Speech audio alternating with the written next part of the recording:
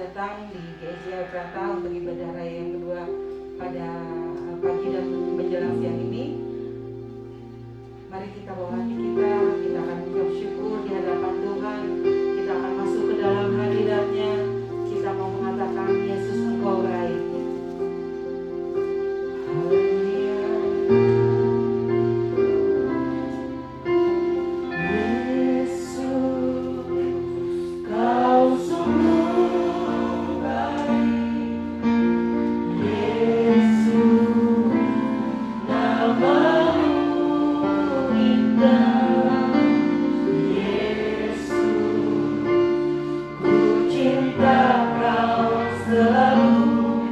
Ku tinggikan, ku agungkan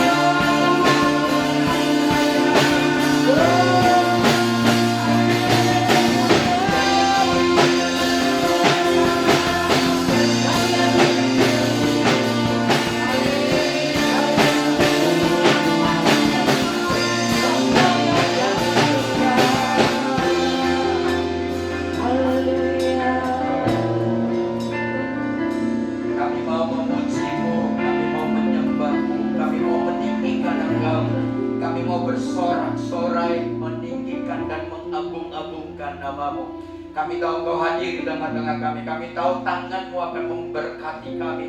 Pribadi lepas pribadi, Engkau melawat kami, kuasa-Mu nyata di tengah-tengah ibadah ini Tuhan. Sehingga kami yang sakit akan disembuhkan, yang berbeban berat akan pulang dengan kelegaan yang dari Tuhan. Kami tahu hari ini ada sesuatu yang baru yang ingin Engkau nyatakan, Engkau berikan kepada kami. Kami percaya Tuhan hari ini pribadi-Mu yang utuh hadir di tengah-tengah kami. Oleh sebab itu urapi hamba-hamba-Mu, urapi setiap kami yang hadir di tengah-tengah rumah-Mu ini. Terpuji-pujilah Engkau Bapa. Hamba menyerahkan ibadah ini dari awal pertengahan sampai akhirnya hanya di dalam nama Bapa, Putra dan Roh Kudus. Dalam nama Yesus kami berdoa dan mengucap syukur. Haleluya. Amin. Shalom semua. Shalom. Mari silakan untuk bangkit berdiri. Semuanya siap puji nama Tuhan. Amin.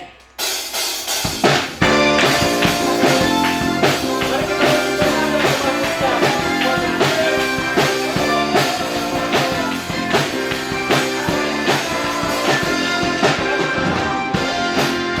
Satu-satunya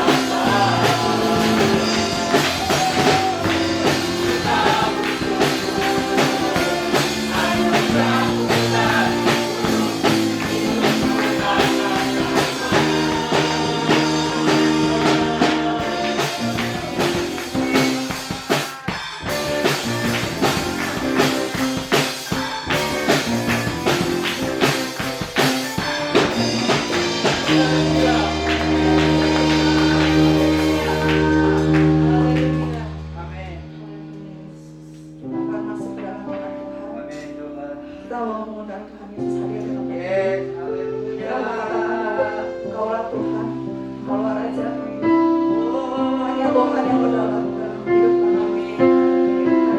Haleluya, haleluya. Kau rindu setiap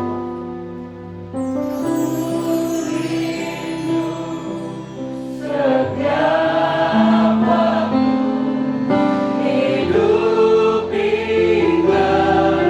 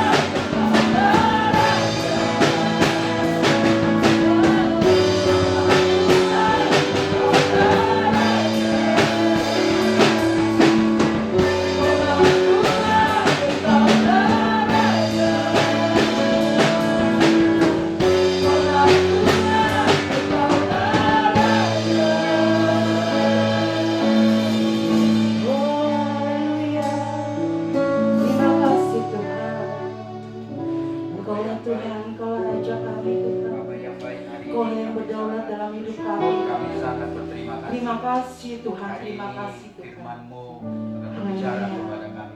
Engkau berdaulat dalam seluruh aspek hidup kami. Oleh sebab itu, tidak ada yang tersembunyi di hadapan Kristus. Kami mau serahkan seluruh hal yang paling kecil dalam hidup kami sampai yang terbesar menjadi milik-Mu seutuhnya. Rencana-rencana kami, harapan kami, tujuan hidup kami, cita-cita kami Tuhan, kami mau taruh ke dalam tangan-Mu. Apapun doa-doa kami, apapun harapan kami tahu hanya Tuhan yang sanggup menyatakannya buat kami. Terpujilah Engkau Bapa di dalam surga, berbicara kepada kami dalam nama Tuhan Yesus. Hamba berdoa dan mengucap syukur. Haleluya. Amin. Shalom. Silakan duduk Bapak dan Ibu.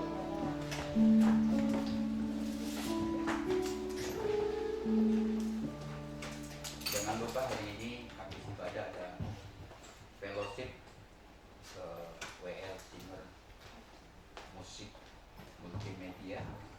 Ini adalah fellowship pertama kita supaya dari selama pandemi.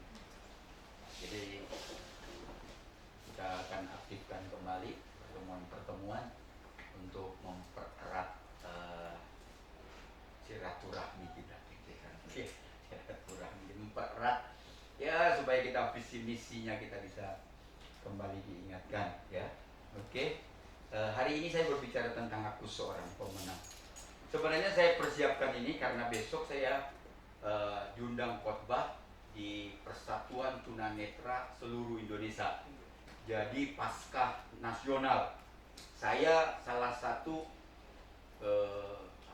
anggota dewan apa gitu. Saya terima aja lah daripada karena saya diminta dan saya berpikir saya mau sampaikan ini juga buat Bapak dan Ibu gitu. Aku seorang pemenang, walaupun tema yang diberikan oleh mereka tidak sama, tapi hampir mirip. Roma pasal yang ke-8, kita buka saja Roma pasal yang ke-8 ayat yang ke-31 sampai dengan ayat yang ke-39. Jangan lupa ada training WL Singer, jangan lupakan karena masih ada 2 kali pertemuan lagi. Puji Tuhan, jadi udah tinggal 2 gitu mah. mereka udahnya. Jadi tanggal 29 ya, tanggal 29 ada training yang 2 kali lagi, jangan, tenang saja. Roma pasal yang ke-8 ayat yang ke Saudara, saya minta maaf karena saya nggak pakai kacamata, kacamatanya patah. Jadi saudara agak sensitif matanya, bukan sensitif, nggak bisa baca. Saya baru tahu bahwa saya sudah sangat tua, jadi matanya harus ada yang bantu. Jadi saudara, hari ini saya lihat aja ayat-ayat ini sudah mulai berbayang. Nggak tahu ini bisa baca atau tidak. Tapi kalau terputus-putus dan ada hilang beberapa kata, dimaklumi ya, karena saya sudah pesan kacanya tapi belum selesai, hanya 2 minggu. Dikatakan sebab itu apa yang akan kita katakan tentang semuanya itu, jika Allah di pihak kita, siapa yang akan melawan kita? Ia yang tidak menyayangkan anaknya sendiri, tetapi yang menyerahkannya bagi kita semua, bagaimanakah mungkin dia tidak mengaruniakan kepada segala sesuatu kepada kita bersama-sama dengan dia. Ayat 33 dikatakan, siapakah yang akan menggugat orang-orang pilihan Allah? Allah yang membenarkan mereka. Siapa yang akan menghukum mereka? Kristus Yesus telah mati, bahkan lebih lagi, yang telah bangkit, yang juga duduk di sebelah kanan Allah, yang malah menjadi pembela bagi kita. Haleluya. Siapakah yang akan memisahkan kita dari kasih Kristus? Penindasan atau kesesakan atau penganiayaan, atau kelaparan, atau ketelanjangan, atau bahaya, atau pedang. Seperti ada tertulis, oleh karena engkau kami ada dalam bahaya maut sepanjang hari. Kami telah dianggap sebagai orang domba-domba sembelihan. Tetapi dalam semuanya itu kita lebih daripada orang-orang yang menang oleh Dia yang telah mengasihi kita. Sebab aku yakin bahwa baik maut maupun hidup, baik malaikat-malaikat maupun pemerintah-pemerintah, baik yang sekarang maupun yang akan datang, atau kuasa-kuasa, baik yang di atas maupun yang di bawah, ataupun sesuatu makhluk lain, tidak akan dapat memisahkan kita dari kasih Allah yang ada dalam Kristus Yesus Tuhan kita. Kita tidak akan baca ayat yang lain, kita hanya fokus kepada ayat-ayat ini saja. Saya ngomong secara cepat, saya akan jelaskan ayat-ayat ini dan bagaimana hubungannya, saudara-saudaraku. Jadi saya katakan saya akan jelaskan kitab Roma dari pasal pertama sampai pasal yang ke-7 secara singkat, supaya saudara tahu latar belakang untuk pasal yang ke-8 yang akan kita bahas ini. Apa hubungannya dengan tema yang saya sampaikan tadi, yaitu aku seorang pemenang, ya. Kalau saudara baca, tugas saudara waktu saya sampaikan hanya 3, yaitu dengarkan baik-baik, responi baik-baik, dan lakukan dengan baik. Itu saja secara cepat. Saya ingin jelaskan saudara-saudara terlebih dahulu secara singkat latar belakang dari kitab Roma. Kalau saudara lihat penulis kitab Roma sedang secara utuh gitu ya. Sebenarnya kalau ditarik satu kesimpulan, penulis kitab Roma sedang menjelaskan bahwa saya dan saudara semata-mata dibenarkan karena iman di dalam Yesus Kristus, tanpa tambahan, tanpa embel-embel yang lain, hanya karena iman di dalam Yesus Kristus, titik. Nggak ada tambahan yang lain. Jadi di pasal 6 penulis kitab Roma mengatakan bahwa kita yang ada di dalam Kristus adalah orang yang menang. Terhadap apa? Terhadap, kalau sudah baca semua dikatakan terhadap kuasa dosa dan terhadap juga kuasa maut. Sudah bisa pasal 7, di dalam Yesus kita dibebaskan dari segala apa? Tuntutan hukum. Kita yang sudah dibenarkan, kita juga dibebaskan dari segala tuntutan-tuntutan hukum. Karena kita ada di dalam Kristus Yesus. Nah, di pasal yang ke-8, Paulus atau penulis kitab Roma menceritakan, kita yang sudah dibebaskan, kita yang sudah dibebaskan dari tuntutan hukum Taurat, kita yang sudah menang terhadap dosa dan kuasa maut, dikatakan, yang sudah ada di dalam Yesus Kristus. Yang pertama dikatakan, pasal 8 itu saudara-saudaraku, kita pasti hidup aman. Yang kedua, kita pasti memiliki, ingat nih, pasti memiliki keyakinan penuh bahwa saudara dan saya adalah bagian dari orang-orang yang lebih daripada pemenang. Jadi saudara adalah bagian dari apa?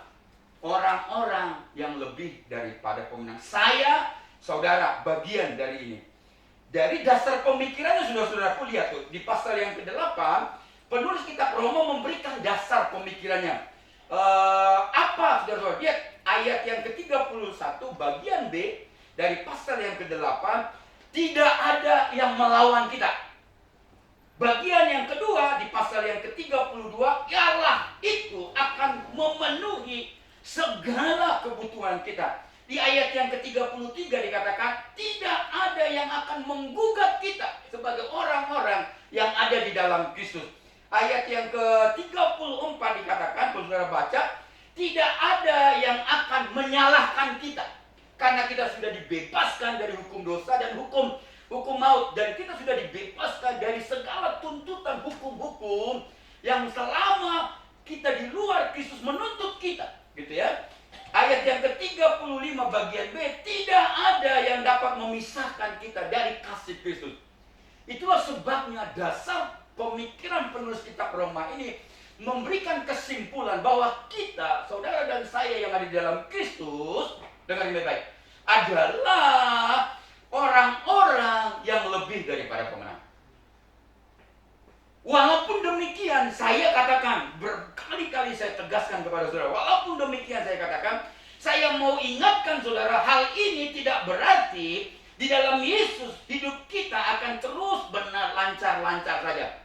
Usaha kita akan lancar, bisnis kita selalu akan lancar di dalam Yesus. No, walaupun kita digaransi sebagai orang-orang yang lebih daripada pemenang. Tapi ingat baik-baik, bahwa hidup kita tidak selalu akan lancar-lancar. Sekalipun kita sudah menang atas maut dan atas dosa, atas tuntutan hukum-hukum yang lainnya. Hidup kita tidak akan lagi menghadapi masalah. Tidak. Saya katakan bahwa penderitaan mungkin, masalah mungkin tetap ada. Tapi yang Tuhan janjikan adalah ketika kita menghadapi ketakutan, menghadapi masalah, menghadapi penderitaan, kita diberi, ini garansinya, ini janjinya Tuhan, diberi kekuatan oleh Tuhan. Kita diberi keyakinan bahwa Yesus akan tetap bersama-sama dengan kita di dalam segala situasi kondisi hidup kita, di dalam segala rintangan, segala arah apapun yang merintangi hidup kita. Dia beri janji bahwa Dia akan menyertai kita, akan bersama-sama dengan kita. Kalau saudara lihat, dengar ibadah khotbah yang kedua dari Ibu Lydia, dia memberikan ilustrasi oleh firman Tuhan antara kuk, yaitu ada sapi senior dengan sapi junior, itu dua-dua saling berjalan di dalam kuk yang sama, gitu ya. Penyertaan Tuhan. Jadi saudara yakinlah bahwa Tuhan akan menyertai kita di semua musim hidup kita, ya. Bahwa Yesus akan memampukan kita untuk mengatasi semua kemelut yang terjadi dalam hidup kita. Itu dijelaskan baik saudara-saudaraku di ayat yang ke-36 dan ayat yang ke-37 dari pasal yang ke-8 ini. Tuhan akan bersama-sama dengan kita. Tuhan akan menyertai kita. Tuhan akan berjalan sekalipun kondisi-kondisi tertentu yang membuat kita kadang patah hati, kadang patah harapan, kadang kita putus asa dan lain sebagainya. Pertanyaannya, bagaimana kita bisa dengan penuh keyakinan bahwa kita adalah orang-orang yang lebih daripada pemenang? Saudara lihat tuh, dikasih tahu alasannya. Pertama, dikatakan alasan pertama adalah ayat yang ke-34 bagian A. Mengapa Tuhan katakan, kamu ini, saya ini bagian dari orang-orang yang lebih daripada pemenang? Kita ini adalah orang-orang pemenang, bahkan dikatakan lebih daripada pemenang. Apa alasannya? Pertama dikatakan ayat yang ke-34 bagian A, karena Kristus sudah mati untuk kita. Kristus sudah mati untuk kita. Itu sesuatu yang harus kita pegang, dasar dari garansinya Tuhan bahwa kita adalah orang-orang yang lebih daripada pemenang. Pertama dikatakan penulis kitab Roma adalah karena Kristus telah mati untuk kita. Kematian Kristus terjadi untuk menebus dosa kita, untuk menanggung segala akibat dari hukuman dosa kita. Artinya kita tidak mungkin dihukum karena hukuman dosa kita sudah dipikul oleh Kristus di atas kayu salib. Jadi kematian ini sebagai bukti untuk menjaga kita untuk tetap sebagai seorang pemenang di hadapan Tuhan. Yang kedua, alasan yang kedua, ayat yang ke-34 bagian B, kebangkitan Kristus. Jadi saudara lihat, Kristus Yesus yang telah mati, bahkan lebih lagi yang telah bangkit. Saudara lihat tuh. Jadi kebangkitan Kristus, alasan kedua, mengapa kita bisa meyakini dengan pasti bahwa kita adalah seorang yang pemenang.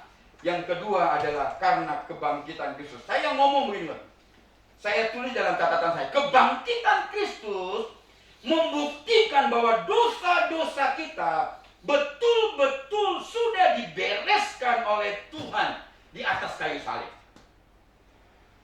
Tapi tidak cukup bukti, saudara-saudara, kalau dosa-dosa kita sudah dibereskan.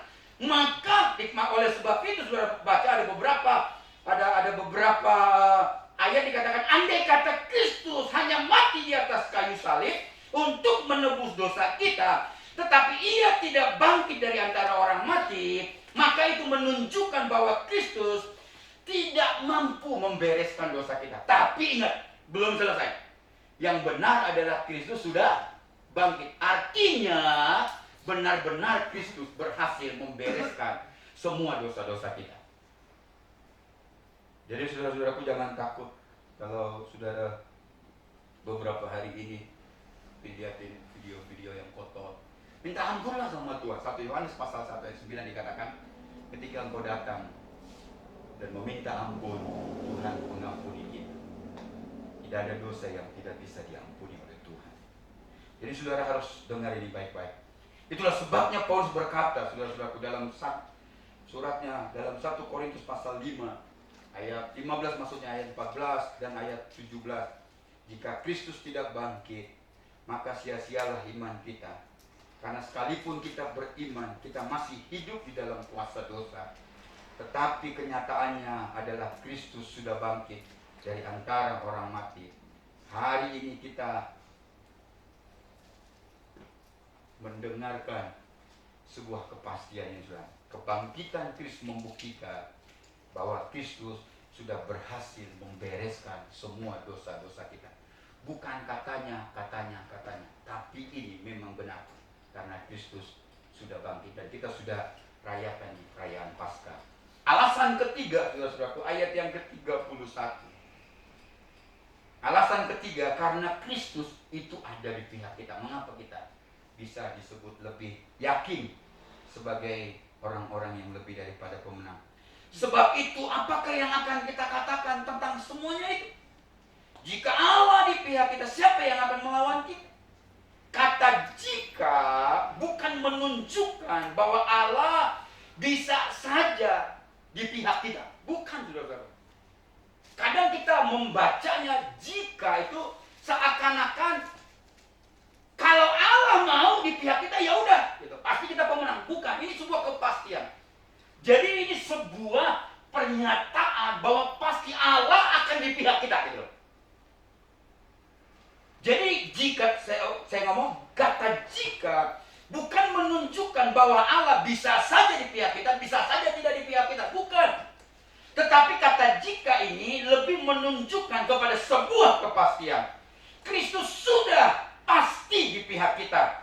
Ini terbukti, saudara-saudaraku, di ayat yang ke-32, saudara bisa lihat bahwa Allah memang di pihak kita. Dibuktikan dan dari kerelaannya Allah menyerahkan anaknya kepada saudara dan kepada saya. Ini Allah itu di pihak kita. Jadi kalau Allah di pihak kita, dikatakan siapa yang bisa jadi lawan kita? Jadi memang pasti Allah di pihak kita. Ya, alasan yang keempat, pasal ayat yang ke-34 bagian C. Kristus pembela kita, dikatakan. Saudara bisa lihat ayat yang bagian yang C. Kristus yang telah mati, bahkan lebih lagi yang telah bangkit, yang juga duduk di sebelah kanan Allah, yang malah menjadi pembela kita. Jadi mengapa saudara bisa dengan yakin, dengan pasti saya menjadi seorang pemenang? Karena Tuhan tadi di pihak kita, dan kedua karena Tuhan adalah pembela kita. Dia yang bela kita. Dari apa, saudara-saudara? Lihat tuh.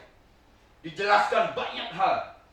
Di ayat yang ke-31 dijelaskan dari apa kita dibela. Ayat yang ke-31 menjelaskan Kristus akan membela kita yang pertama dari segala lawan kita. Siapa lawan kita yang sesungguhnya? Pasti bukanlah, saya udah berapa kali ngomong, bukan orang tua kita, bukan kakak kita, bukan abang kita, bukan koko kita, bukan cici kita, bukan mertua kita, bukan teman kita, bukan sahabat kita, bukan orang-orang yang beriman, yang seiman dengan kita. Bahkan orang yang tidak beriman, yang tidak seiman dengan kita, bukan itu lawan kita. Bukan orang-orang di sekitar kita, tapi dikatakan kalau saudara lihat, tetapi yang menjadi lawan kita adalah iblis dan semua pengikut-pengikutnya.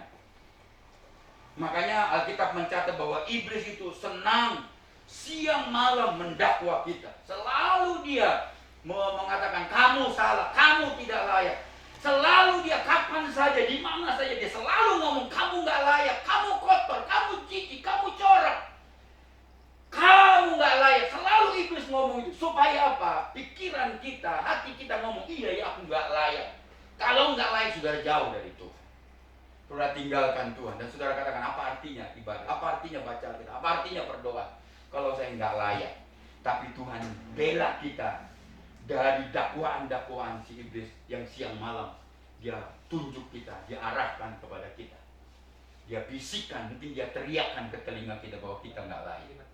Tapi saudara sebenarnya layak di hadapan Tuhan. Amin. Dia bela kita nomor 2. Kalau saudara lihat ayat yang ke-33. Dia bela kita dari mana? Dari segala penggugat kita. Dia bela kita dari semua penggugat. Siapa yang menggugatmu? Dia bela, saudara-saudara. Yang ketiga, dia bela dari mana? Yang ketiga ayat 35 dikatakan, dari berbagai penderitaan yang kita alami, dia bela kita. Ayat 35 dituliskan ada berbagai macam penderitaan yang bisa saja kita alami di dalam Yesus Kristus. Dia nggak pungkiri, penulis Roma ini nggak pungkiri. Tapi yang kamu, yang saudara, guys, dengar nih, yang saudara harus pegang baik-baik bahwa Tuhan akan bela kita. Dia akan bela kita. Dia akan tolong kita, saudara-saudaraku, dalam semua penderitaan kita. Lihat ayat yang ke-35, ada kata penindasan. Yang dia akan bela kita dari penindasan. Dalam terjemahan yang lain digunakan dari kesengsaraan. Yang lebih diarahkan sebenarnya bukan kepada orang lain, tapi lebih ke dalam, lebih kepada pribadi. Seperti dia akan ketika kita mengalami kesengsaraan, mengalami kesepian yang luar biasa, bukan buat orang lain, tapi bagi diri kita, kesedihan yang mendalam, kesepian yang luar biasa, keputusasaan, depresi, dikatakan dalam waktu-waktu seperti itu, Tuhan gak tinggalkan kita. Dia akan bela kita. Dia akan tolong kita.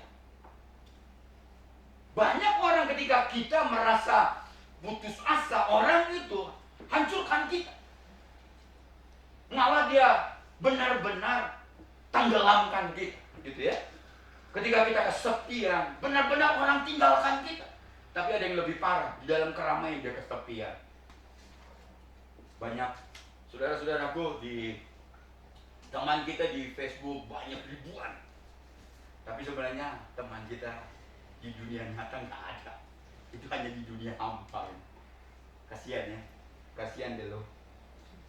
Tapi Tuhan ngomong, dia akan bela kita dari segala penindasan yang mungkin terjadi dan datang dalam hidup kita. Dia bela kita dari mana lagi, sudah lihat tuh. Dari kesesakan, ya. Dia bela kita dari penganiayaan. Dia bela kita dari mana? Kelaparan. Ini bisa penulis Roma ini dari karena kemiskinan. Orang lapar karena kemiskinan, ya. Itu dari kelaparan, dari ketelanjangan, hampir sama, saudara-saudaraku. Jadi dia bela kita, dia cukupkan kita di sini. Dari bahaya, dari pedang dia bela kita. Kristus membela kita dari apa? Yang keempat, saudara-saudaraku, dari berbagai ancaman sepanjang hari, ayat yang ke-36. Dari mana dia bela kita? Dia bela kita ketika kita menghadapi segala ancaman sepanjang hari. Ayat 36, seperti ada tertulis, oleh karena engkau kami ada dalam bahaya maut sepanjang hari. Dalam sepanjang hari itu saudara ada di dalam bahaya maut, dia katakan dia bela kita. Dia bela kita, saudara-saudara. Luar biasa Tuhan kita. Oleh karena engkau kami ada dalam bahaya maut sepanjang hari.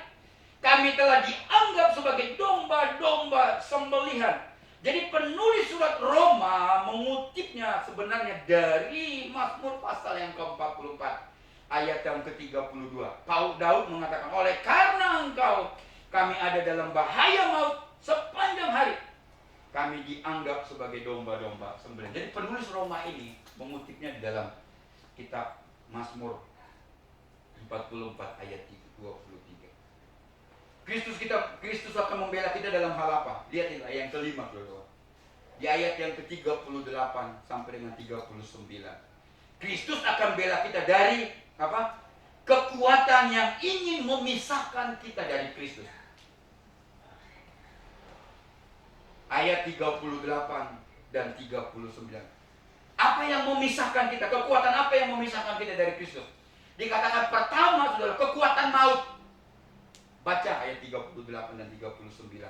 Artinya, penulis Roma ini mengatakan kematian pun tidak bisa lagi memisahkan kita dari Kristus. Amin. Bahkan kematian dikatakan nggak bisa lagi memisahkan kita dari Kristus. Luar biasa. Dari mana lagi? Kekuatan apa lagi, saudara-saudara? Lihat tuh, kekuatan malaikat-malaikat. Pasti ini ada banyak penafsir mengatakan ini malaikat-malaikat yang baik, yang ada di sorga. Ada yang mengatakan bahwa ini malaikat-malaikat yang jahat, yaitu yang jatuh dalam dosa, yaitu Lucifer dan teman-temannya yang diusir dari sorga. Saya lebih setuju, saudara-saudara. Tapi sebenarnya ini lebih kepada hiperbola, gitu, bahasa yang dilebih-lebihkan. Penulis Ibrani sedang ngomong nih, baik tuh malaikat-malaikat di sorga saja nggak bisa memisahkan engkau dari Kristus. Setan pun nggak bisa memisahkan engkau, apalagi malaikat-malaikat di sorga. Seperti itu yang ingin dia sampaikan. Betapa luar biasanya kasih Kristus. Malaikat-malaikat di sorga saja nggak bisa memisahkan engkau, apalagi malaikat-malaikat yang sudah jatuh ke dalam dosa yang dikenal dengan setan. Kekuatan apa lagi, saudara-saudaraku, yang 38-39 dikatakan? Pemerintah yang sekarang maupun yang akan datang, ini juga tidak akan bisa memisahkan engkau dari kasih Kristus. Ada lagi kuasa-kuasa. Kekuatan apa lagi, saudara? Kuasa-kuasa. Kalau saudara baca ayat ini, saudara harus dipisahkan. Kalau saudara seakan-akan disambungnya kuasa-kuasa, baik yang di atas maupun yang di bawah, harusnya dipisah. Kalau mau menafsirkannya dengan baik. Jadi yang dipisah itu kuasa-kuasa. Jadi artinya baik itu kuasa setan, kuasa manusia, tidak akan bisa memisahkan engkau dari kasih Kristus. Dia bela kita di sana, saudara. Dia bela lagi dengan kekuatan apa yang ingin memisahkan kita. Tadi pertama itu kuasa maut. Malaikat-malaikat, baik itu malaikat yang baik, baik itu malaikat yang di sorga, nggak bisa memisahkan kita. Apalagi setan-setan. Yang kedua, pemerintah yang sekarang maupun yang akan datang. Banyak nanti suatu saat mungkin sudah saya tidak tahu. Tapi ada beberapa negara yang memang mereka memiliki sikap untuk memusuhi orang-orang yang percaya kepada Yesus. Banyak orang-orang melarang untuk mengajarkan tentang Yesus. Negara-negara yang lainnya. Tapi Tuhan ngomong, itu pun tidak bisa memisahkan engkau dari kasih Kristus. Kuasa-kuasa, baik kuasa setan, kuasa manusia, juga tidak bisa memisahkan engkau dari kasih Kristus. Baik yang ada di dalam, di atas, maupun yang di bawah. Dikatakan bisa menjelaskan ini tentang keadaan kita. Saudara-saudara, ada yang beberapa menafsirkan mengatakan ini tentang kondisi kita, tentang keadaan kita. Waktu kita enak, keadaan kita sedang enak, keadaan kita sedang luar biasa, ini pun kadang banyak orang malah terpisah dari Kristus. Dulu kalau saudara lihat ada beberapa orang bersaksi, dulu mereka hanya usahanya hanya untungnya mungkin 50.000, 1 juta, 3 juta sebulan. Tapi setelah miliaran, saudara-saudaraku, malah justru mereka tinggalkan Tuhan, nggak datang ke gereja. Tapi dulu waktu mereka sakit-sakitan, mereka bekerja keras, untungnya masih kecil, itu selalu dekat dengan Tuhan, selalu datang sama Tuhan. selalu beribadah, selalu mentaati semua apa yang Tuhan mau. Tapi setelah sudah menjadi orang yang hebat, menjadi orang yang luar biasa, menjadi orang yang diberkati luar biasa, malah tinggalkan Tuhan. Dia sedang ngomong begini, walaupun keadaan aku, penulis kitab Roma mengatakan, sekalipun keadaanku sudah paling di atas, itu pun tidak bisa memisahkan aku dari Tuhan. Sekalipun keadaanku paling di bawah, paling hina, itu pun tidak bisa memisahkan aku dari kasih Tuhan. Luar biasa. Luar biasa, saudara. Wah. Tidak, jadi keadaan kita di bawah, keadaan kita tidak enak, keadaan kita hina, dihina orang, dipandang sebelah mata. Dengarkan ini, penulis kitab Roma mengatakan, itu pun tidak bisa memisahkan saudara, harusnya, dan memisahkan saya dari kasih Kristus. Apalagi saudara-saudaraku, kuasa apalagi? Lihat nih, kuasa. Suatu makhluk lain. Saudara bisa lihat tuh ayat 38-39. Suatu makhluk lain dikatakan. Ini juga tidak bisa memisahkan kita. Apakah itu ciptaan lain? Apakah itu benda lain? Apakah itu makhluk lain? Apapun namanya dikatakan, itu tidak bisa memisahkan kita dari kasih Kristus. Penulis kitab Roma ini sedang ngomong, apalagi yang tertinggal ya, gitu. Yang orang coba bisa memisahkan, kekuatan yang coba bisa memisahkan kita dari kasih Kristus. Ini adalah tambahan. Makhluk yang pernah diciptakan ataupun yang tidak diciptakan, itu hiperbola namanya. Baik yang ada maupun yang mungkin kelak akan ada dikatakan, itu pun tidak bisa memisahkan kita dari kasih Kristus. Luar biasa, saudara-saudaraku. Oleh sebab itu, saudara-saudaraku, ayat 37, maka sebuah kesimpulan. Kalau begitu, gitu. Karena masih ada orang-orang Kristen yang di Roma itu nggak percaya lagi. Udah ditunjukkan fakta-faktanya, udah ditunjukkan dasarnya bahwa kamu ini adalah orang-orang yang lebih daripada pemenang. Tetap masih ragu, dikunci di ayat yang ke-37. Tetapi dalam semuanya itu, dia katakan semuanya itu yang di atas tadi, kita lebih daripada orang-orang yang menang oleh Dia yang telah mengasihi kita. Kalau semuanya itu masih kurang, dia katakan, nih, kasih Tuhan akan mengunci semuanya. Tuhan mengasihimu, gitu loh. Dengan semua alasan-alasan yang di atas yang saya kemukakan juga, jelaslah kita pasti lebih daripada orang-orang yang menang. Anak-anak muda zaman sekarang ini ragu bahwa dia adalah punya masa depan yang penuh harapan. Masa depan yang penuh harapan tidak tergantung pada ekonomi orang tua kita. Tidak tergantung pada kekayaan orang tua kita. Dengar ini baik-baik. Banyak orang berpikir karena orang tua saya miskin, maka kelak saya nggak punya masa depan. No. Alkitab katakan karena engkau punya Tuhan, maka kau punya harapan. Amin. Jangan dipisah, jangan dibalik-balik. Karena saya nggak lulus kuliah dan nggak punya gelar, maka saya nggak punya harapan. Tidak.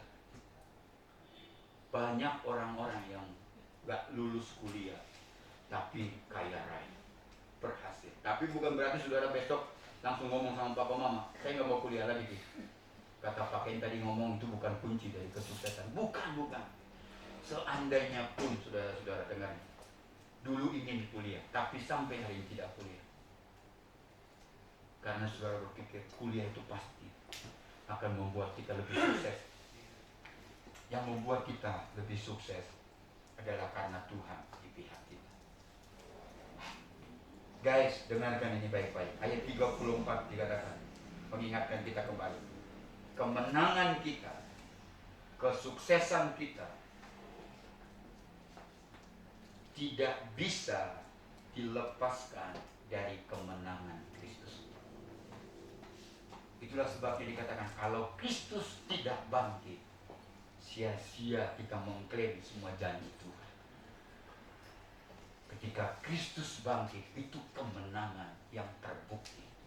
Maka kemenangan itu bagian dari kemenangan kita. Oleh sebab itu dikatakan kemenangan kita, sekali lagi saya katakan, tidak bisa dilepaskan dari kemenangan Kristus atas kita. Kemenangannya melalui salibnya, kemenangannya melalui kematiannya, dan kemenangannya melalui kenaikan di atas, di kenaikan Yesus di sorga. Dan tanggal 26 akan kita rayakan bersama-sama.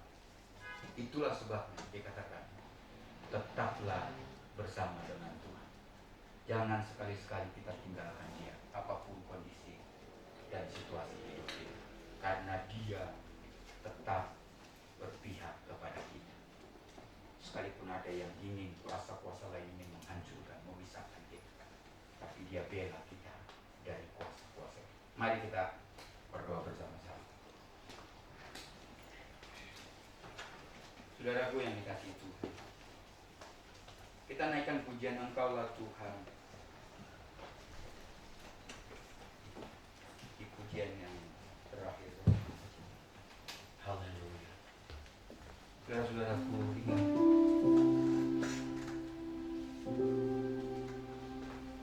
engkau sudah dimasukkan oleh Tuhan menjadi bagian dari orang-orang yang lebih daripada pemenang. Engkau tidak di luar, tapi engkau di dalam, bagian dari orang-orang yang lebih daripada pemenang. Oleh sebab itu datang sama Tuhan. Kemenangan kita karena Kristus telah mati, karena Kristus telah menang lewat kematian, lewat kebangkitan, dan kelak lewat kenaikannya, dan juga dibuktikan dengan kedatangannya kali yang kedua. Oleh sebab itu jangan ragukan, serahkan masa depanmu ke dalam tangan Tuhan Sang Pemenang. Mari kita berdiri bersama, kita naikkan pujian. Refnya saja. Engkaulah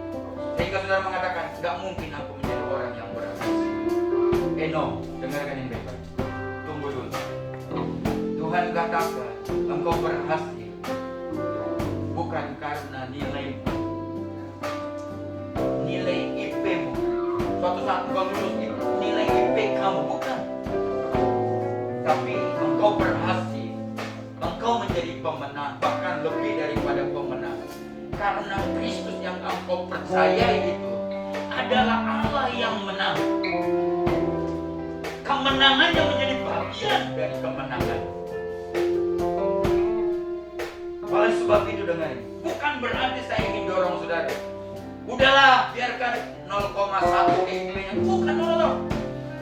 Engkau Engkau sudah berusaha, tapi tetap ada tangan yang menunjuk dan berkata engkau bodoh. Engkau pasti tidak punya masa depan. Engkau pasti tidak punya harapan. Katakan tidak. Tolak pernyataan. Itu adalah kuasa-kuasa perkataan buat engkau. Supaya engkau lemah. Supaya engkau tidak tahu bahwa janji Tuhan engkau lebih daripada kemenangan. Ingat kemenanganmu, keberhasilanmu karena Kristus berhasil dan menang. Kemenangannya menjadi bagian dari kemenangan. Saya hanya ngomong teruslah terus. Beri yang terbaik. Tapi seandainya pun engkau sudah usaha, tetap nilaimu tidak seperti yang kau harapkan. Bukan berarti semua masa depanmu sudah hilang. No. Tuhan katakan, engkau masih punya masa depan. Bahkan Tuhan sudah masukkan engkau dalam kelompok orang-orang kudus yang lebih daripada pemenang. Mungkin engkau katakan, Pak Kennedy, aku kerja serabutan. Aku kerja di perusahaan yang gajinya segini, yang gajinya segini. Bagaimana mungkin aku bisa kaya? Bagaimana mungkin aku punya masa depan, Pak Kennedy? No, dengarkan baik-baik. Sekali lagi saya mau tegaskan kepadamu bahwa masa depanmu bukan di tempat pekerjaan. Masa depanmu adalah ada bersama dengan Tuhan. Engkau bersama dengan Tuhan atau tidak?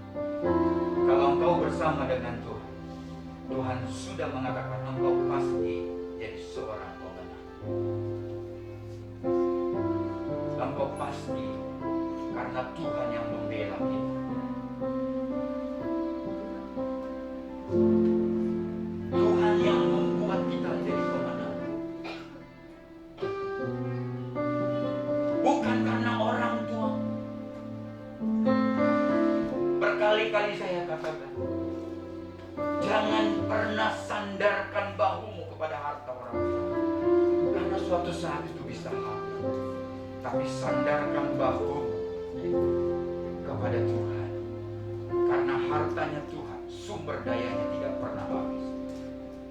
Datang kepada Tuhan. Kalau seandainya Tuhan tidak bisa, kalau seandainya Tuhan, orang tuamu tidak bisa angkat engkau lebih tinggi, karena keterbatasan keluargamu dan orang tuamu, tapi Tuhan Yesus yang menang atas maut, Dia bisa angkat engkau lebih tinggi. Oleh sebab itu orang tua dengarkan ini baik-baik. Mulai katakan kepada anak-anak, kalau papa, mama tidak bisa membuat engkau lebih tinggi lagi karena keterbatasan papa, tapi Tuhan papa di dalam Yesus Kristus, Tuhan mama di dalam Yesus Kristus bisa angkat engkau lebih tinggi daripada apa yang kau pikirkan. Karena Tuhan sudah bayar semua supaya kita menjadi seorang pemenang. Dia di pihakmu dan di pihak saya. Kita naikkan pujian ini refnya sekali lagi, saya mau berdoa buat saudara.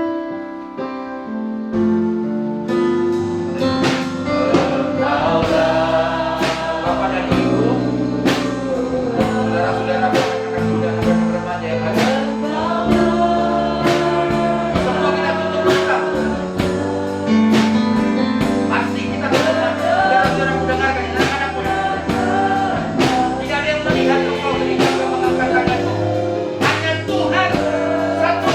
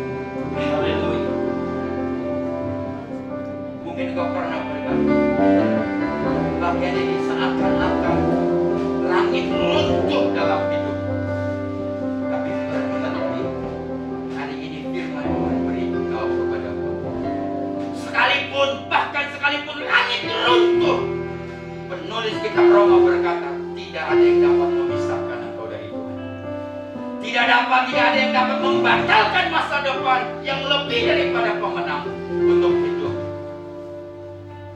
Tidak ada. Itulah sebabnya dia katakan, tetaplah pegang milik Yesus di dalam hidup.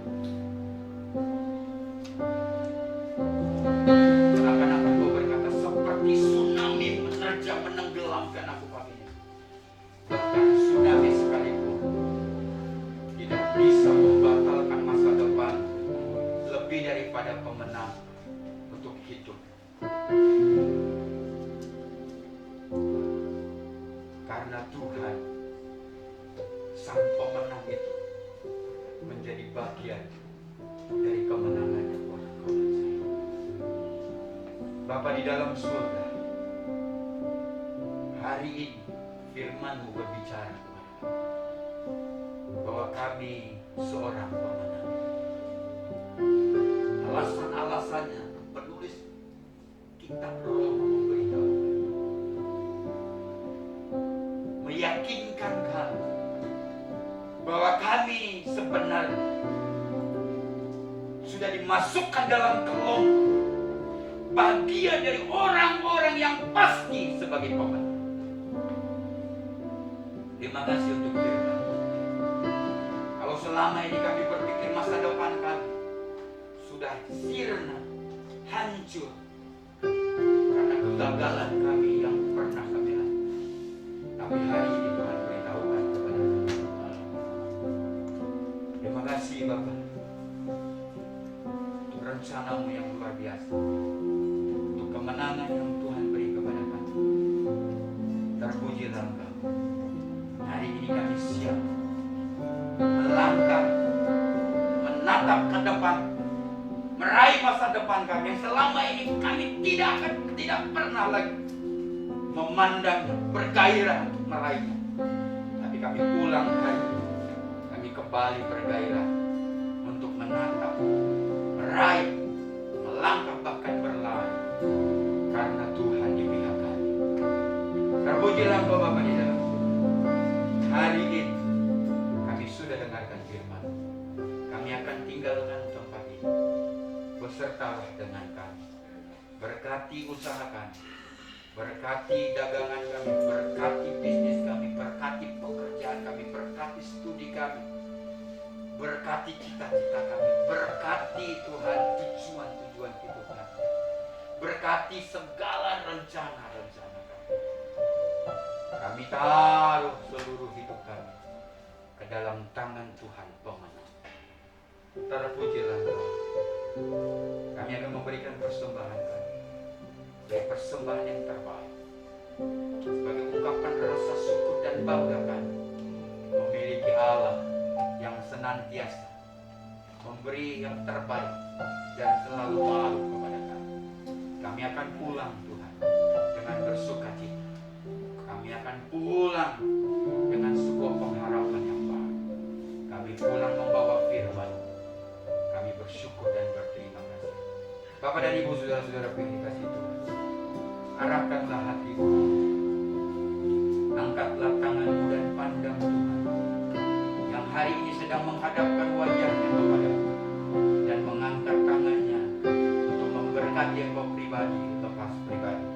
Pulanglah kekasih Tuhan dengan membawa berkat dari Allah Bapa, kasih sayang dari Yesus Kristus, serta persekutuan dari Roh Kudus akan turut dan menyertai engkau hari ini sampai selama-lamanya. Tuhan Yesus memberkati engkau. Haleluya. Mari kita yang percaya katakan amin. Berkati saudara.